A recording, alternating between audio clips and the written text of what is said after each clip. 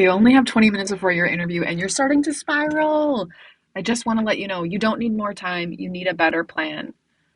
Let's say you are leaving the house and your kids have done something wild again and you aren't able to prepare, or you just forgot, or it was just put on your calendar because sometimes recruiters are like, "Can you talk now?" And you're like, "Totally," even though you didn't actually look at your calendar. So by the end of this video, you'll have a clear, calming interview preparation that actually works. And this matters because clarity and confidence land interviews, not panic Googling. I don't want you going to Google and just saying how to prepare for an interview. I want you to listen to your body. I teach this inside the Career Club and I use it with every one-on-one client. It works. And I've done this in every single one of my job searches, as well as every single one of the interviews that I've helped my clients through.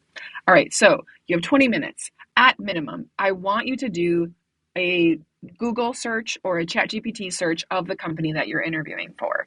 And this is mandatory, okay? If I were interviewing a person in recruiting, I would probably reject them if they didn't have any response to, like, why do you want to work here specifically at this company?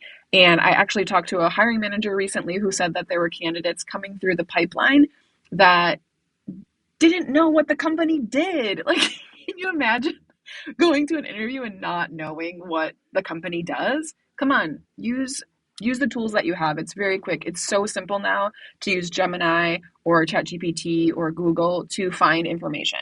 And what I would look for when you're doing this search is a prompt like, ChatGPT or Google, show me videos or articles about this company that I'm applying to. And what I want you to look for are videos, articles, the founder talking, any person that's in leadership talking or has written an article. I want you to figure out what their energy is, what their mission is, what their tone is. Look for their values, finding out who they are, not just what they do. Who are they? You're going to be spending most of your time with these people. Like, you're going to be spending more time with these people than you spend with your pets, than you spend with your children, than you spend with your spouse or partner. So it's very important for you to make sure that you're also doing like a gut check of whether or not this is a place you even want to work with. For a bonus, ask a question about something that you found in the research. So this might be, "Oh, I saw that the founder said XYZ about this. Why did that happen?" Or "How did that create the vision for the rest of the company?" That's going to set you up for success because you'll be able to easily answer, "Why do you want to work here?" Because you actually know what they fucking do. And also, you're going to be able to show that you were paying attention because you're going to have a follow-up question about the research that you. So it won't be confusing to anyone that you actually know what they do. This is bare minimum research. 5 minutes. Okay, in the next 5 minutes, I want you to say out loud your elevator pitch. Your elevator pitch includes who are you and what do you want to do next, okay? It's 2, 3 sentences. I'm going to make this up. "Hey, I'm Nick Frick. I've been for the past several years in operations management and leadership, and I'm really looking forward to taking all of those skills and making it more elevated to support the vision of a company, and that's why I'm applying and seeking these roles like chief of staff." And so really being able to streamline the through line of what you were doing, what you previously had been doing, what you are doing, and what you future want to be doing. And if you have questions about that, message me and I can send you an elevator pitch worksheet that we have that I use in the Career Club. Next is, so have that ready and say it out loud. The first time you say your elevator pitch shouldn't be inside the interview. I just use these 5 minutes to say your pitch out loud. Practice getting it out of your body so it's not stuck in here and you're not questioning it. It's not the first time you hear it, okay? And we're going to go back to point one, which is, why do you want to work here? Well, you already know this because you did a gut check of the conversations that those people were having and the plans that they were having for the future. If you have time, and this is something that you can flag for when you do have more time to prepare, I want you to go through my CARE method, which is going through a career win that you enjoy doing and move through these questions. What was the challenge? What actions did you take? What were the results, metrics, outcomes, etc., and the embodiment of it? How did you feel? And pick 1 or 2 stories to do this because you can use those stories in your interviews, and that's going to help you kind of move more fluidly, move more agilely through, be more agile in the interviews, okay? The CARE method, again, is challenge, action, result, and embodiment. And those are like, the first 3 are like putting a video camera on what you were doing, and the embodiment piece is how it felt in your body, what you learned, how you would get help. I'm happy. That's what we teach in the Career Club. And that's, if you have time, I want you to start practicing your interview questions for the next interview, because I'm guessing if you have one interview, you're probably going to have a couple. Third point, most important point. This is when you have about 7 minutes left, okay? What I want you to do is ground your energy before the call.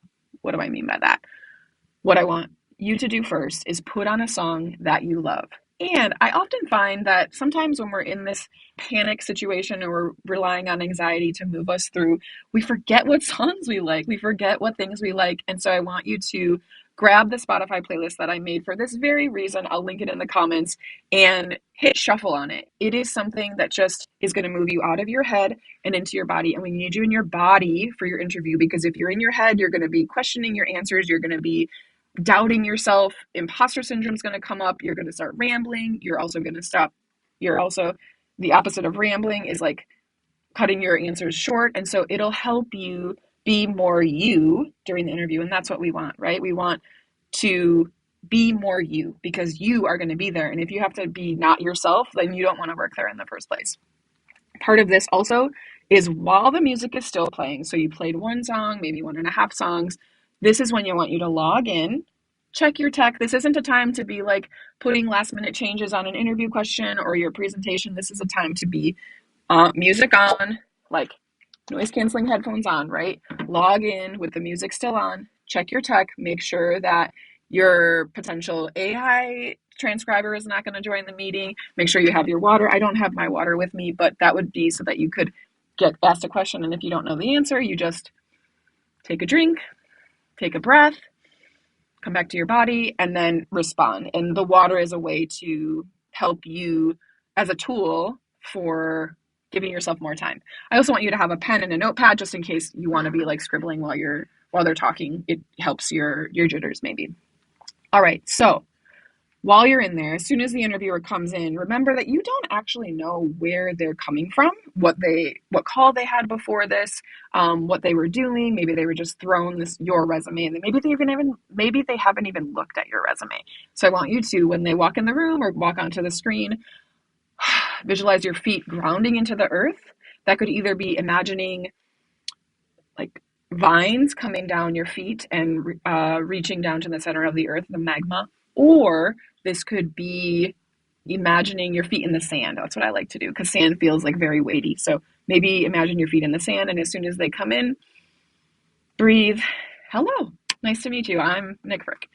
And if something weird happens during your call, the dog barks, UPS comes, your tech fails, roll with it. It is part of the interview now, okay? And how you react to something like this is how you're probably going to react during work hours, and they're just trying to see how you go with the flow. So I want you to be able to go with the flow. If something happens like the dog's barking, you just say something like, "Oh, my dog's barking, one sec while I mute," and move them into another room.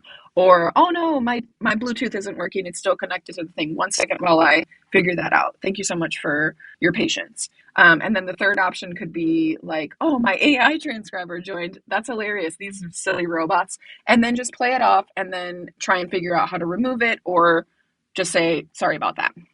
Not a big deal. Just make it not a big deal, okay? And if you want to go deeper, I've got a free resume template that walks through this whole approach, that links into the description. And it seems like if you've already gotten an interview, you may not need a resume template, but what you might need is the roadmap to getting the best job of your life, and that will also be in the link's description. The link will be in the description. All right, so as a recap, I want you to research the company. I want you to take 5 minutes, quick research. Just make sure you know what the company fucking does, okay? To be prepared for interviewing at a company that you possibly will get another interview at, and potentially a job. Prepare your pitches. Why do you want to work here? And tell me about yourself, okay? And then shift your energy. Make sure that your energy is no longer panic Googling and more, "I do this, I own this." And remember, you are interviewing them just as much as they're interviewing you. You're going to be spending so much time with them. Make sure that it's the right fit, okay? You're not here to perform. You're here to connect.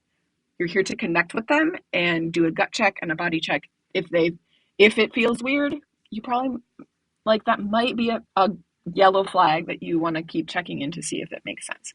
All right, I want you to go download the roadmaps. I want you to breathe.